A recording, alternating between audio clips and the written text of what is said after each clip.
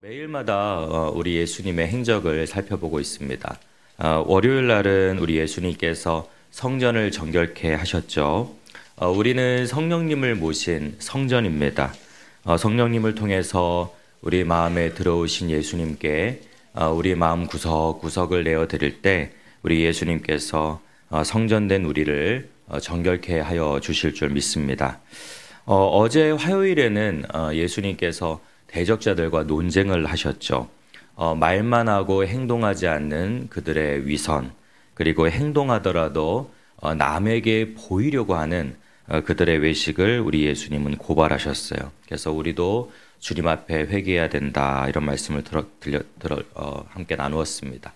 들은 말씀을 실천하게 하옵소서. 그리고 행할 때 우리가 사람 앞이 아니라 하나님 앞에서 코람데오 정신으로 행하는 우리 모두 되게 하옵소서, 이렇게 말씀을 나눴는데 기억나시나요? 예, 오늘은 예수님의 셋째 날 행적에 대해서 우리가 말씀을 나누도록 하겠습니다. 셋째 날, 이 수요일에 예수님의 행적, 공식적인 기록은 없습니다. 그래서 조용한 수요일, 이렇게 부르기도 합니다. 우리 예수님은 예루살렘 성 안에 머무시지 않았어요. 성경에 보면은 입성하신 후에 낮에는 예루살렘 그 성 안에서 사역을 하셨고, 밤에는 예루살렘으로부터 한 3km 정도 떨어진 베다니라는 곳에 가셔서 쉬시는 것을 우리가 보게 됩니다. 이 베다니에는 그 유명한 나사로, 마리아, 마르다, 이 3남매가 살았어요.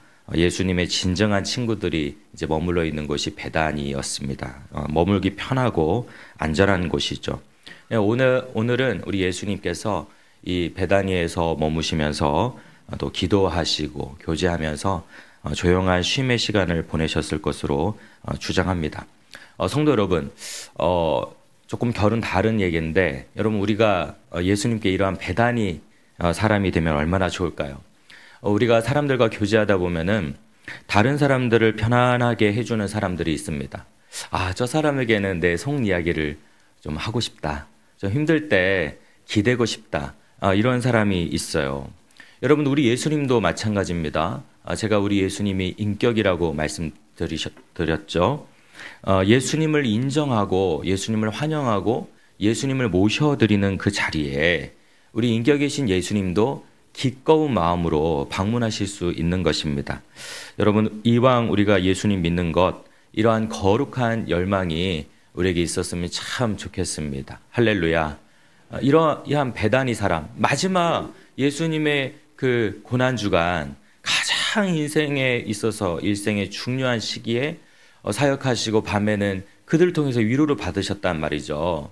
여러분, 우리도 이런 베다니 3남매가 되면 얼마나 좋겠습니까? 그러한 사람이 되어지길 주님의 이름으로 축원합니다. 오늘 우리 예수님의 행적은 조용하지만 이에 대적하는 악의 권세는 분주하게 움직이는 것을 보게 됩니다.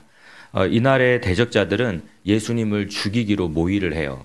대제사장들, 그리고 장로들, 서기관들이 모여서 작당을 하는데, 이제 그들이 내린 결론은 이제 곧 6월절 명절이 다가오니까 명절에는 하지 말자였어요.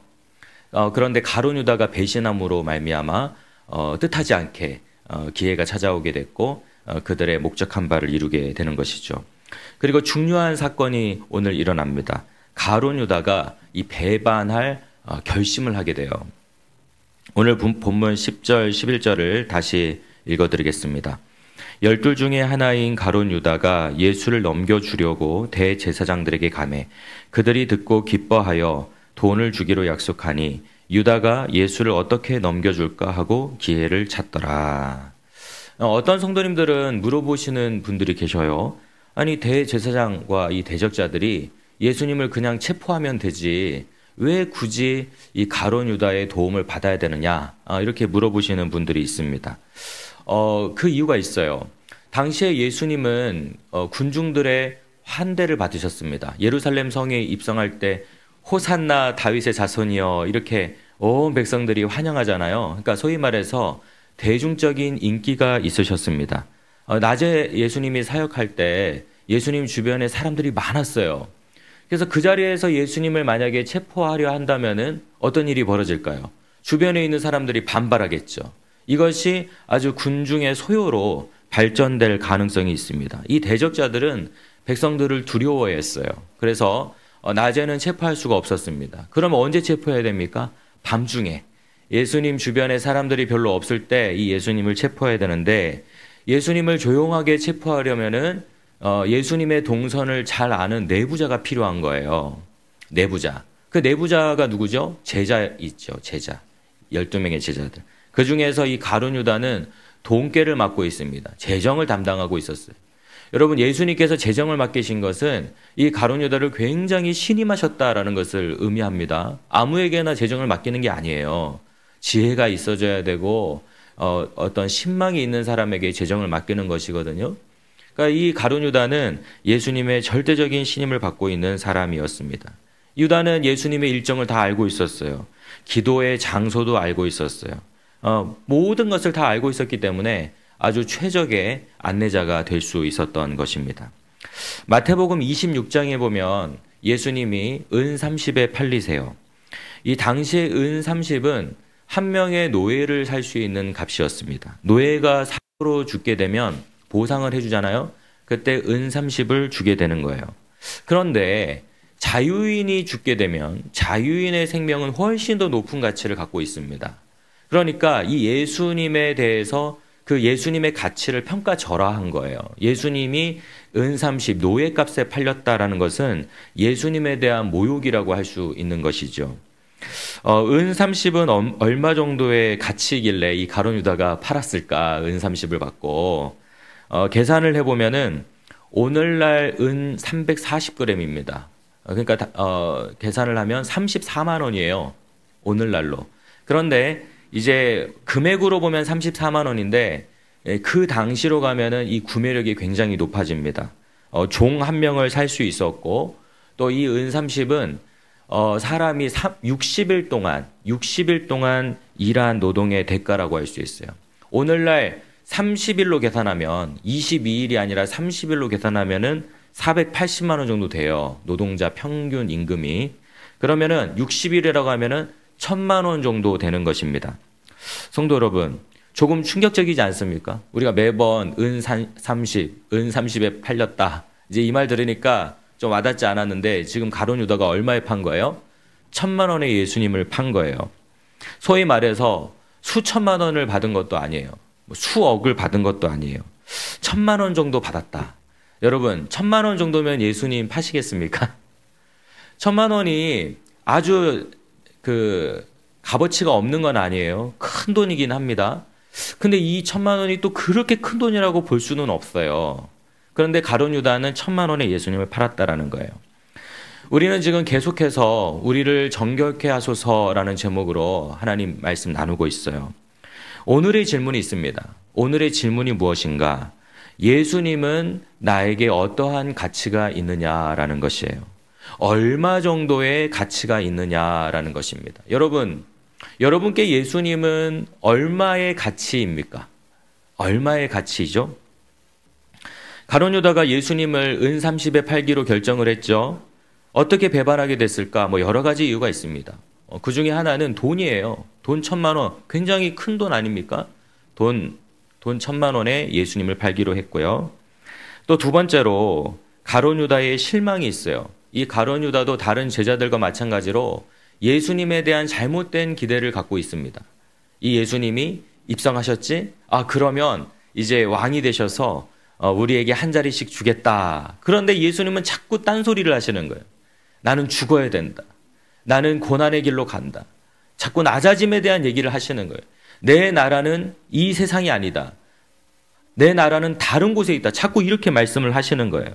그러니까 뭔가 이 가룟 유다의 기대가 자꾸 좌절되는 것이죠. 들어보니까 아니거든요. 이 세상을 혁명할 줄 알았더니 전혀 그게 아니에요. 무엇보다도 사단이 배후에서 역사하는 것이죠. 이 가룟 유다에게 예수님을 팔 생각을 집어넣고 결국에 그 속에 들어가서 온전히 그를 통치하는 모습을 보게 됩니다. 성도 여러분, 가룟 유다가 이 예수님을 배반한 이유는 어떤 큰 대의가 있어서가 아니에요.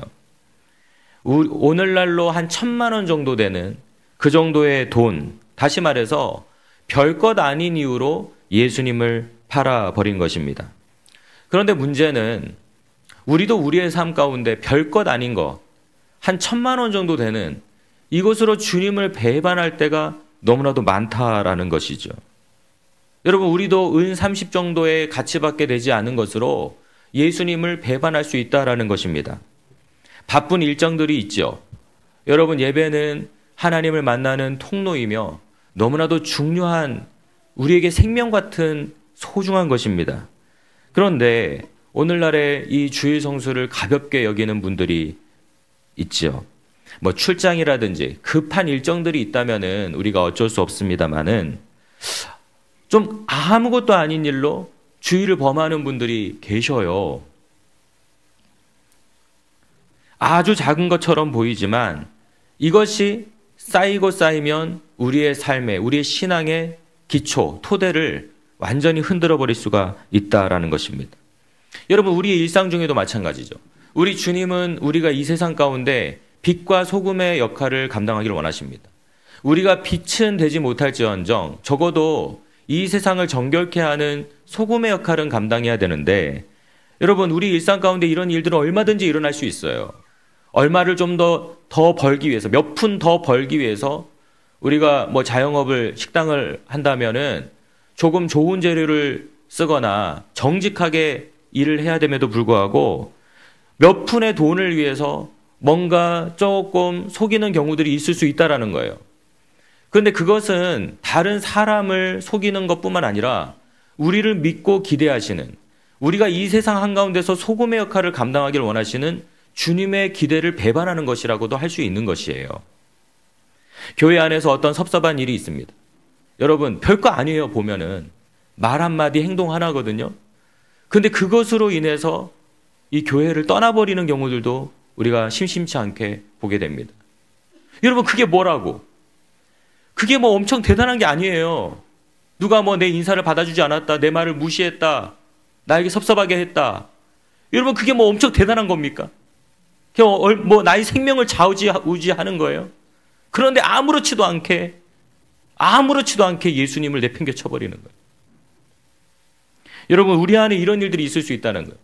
가룟 유다가 은 30에 아이고 고작 그거 받고 예수님을 팔았어. 아니에요. 우리도 그러한 모습이 우리 안에 있을 수 있다는 것이에요. 또 우리가 그렇게 행하고 있다는 것이에요. 여러분, 오늘 깊게 묵상하면 좋겠습니다. 이 고난주간에 나는 은 30 정도밖에 되지 않는 1,000만 원이 그게 뭐 별겁니까? 그런데 어떻게 그 3년 동안 함께 하신 예수님을 팔아버릴 수가 있냐라는 거예요. 근데 우리가 그렇게 하고 있다는 거예요. 우리가 가룟 유다처럼 아무것도 아닌 작고 하찮은 그런 이유로 말미암아 걸려져 가지고 시험에 들었다, 냉담하고 주님을 외면하고 있지는 않은가. 이 고난전을 우리가 좀 살펴봐야 될 것입니다.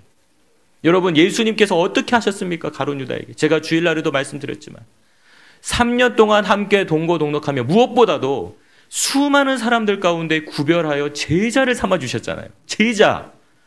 예수님의 제자가 되기를 원하는 사람이 얼마나 많습니까? 그 당시에 70인의 제자도 있었고 수많은 군중들이 예수님을 따르면서 예수님 곁에서 한 말씀만 들었으면 좋겠다.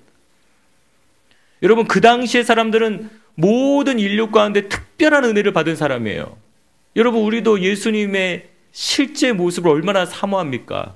우리가 나중에 주님 다시 오시면 만나겠지만은, 여러분, 말씀이 육신이 되어 오신 그 예수님, 그 타이밍, 예수님 딱 33년 계시다 하늘나라로 승천하셨잖아요.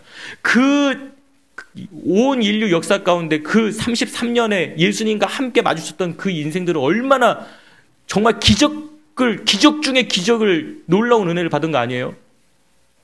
말씀이 육신이 되어 이 땅에 오신 예수님을 만났고 예수님과 대화를 한마디도 했다면 얼마나 큰 은혜를 받은 겁니까? 그런데 그러한 사람들 중에 구별돼서 12명의 제자가 됐고 그 중에서 또 구별돼서 재정을 맡겼다고요. 예수님께서 너무나도 큰 은혜를 주셨는데 그럼에도 불구하고 은 30, 그 아무것도 아닌 것에 예수님을 팔아버리는 가룟 유다의 모습이 오늘 우리에게도 있다. 나를 위해 생명을 주셨고 영원한 지옥 형벌에서 구원해 주셔서 하나님의 자녀를 삼아 주셨고 지금도 매 순간마다 우리가 힘들 때마다 주여 부르짖고 구할 때마다 하나님께서 우리에게 얼마나 많은 선물을 주셨습니까? 이 땅에서의 복뿐만 아니라 영생까지 주님께서 우리에게 주시지 않은 것이 무엇입니까? 여러분, 서운할 게 뭐가 있냐는 거예요. 서운할 게 도대체 왜 나에게 이런 고난을 줍니까? 우리가 그렇게 말할 것이 무엇이냐는 거예요. 오늘 새벽에도 제가 새벽 예배 나오면서 너무 감사하다 이런 생각이 들어요. 너무 감사하다. 내가 살아있음에 너무 감사하다. 내가 살아있음에 너무 감사하다.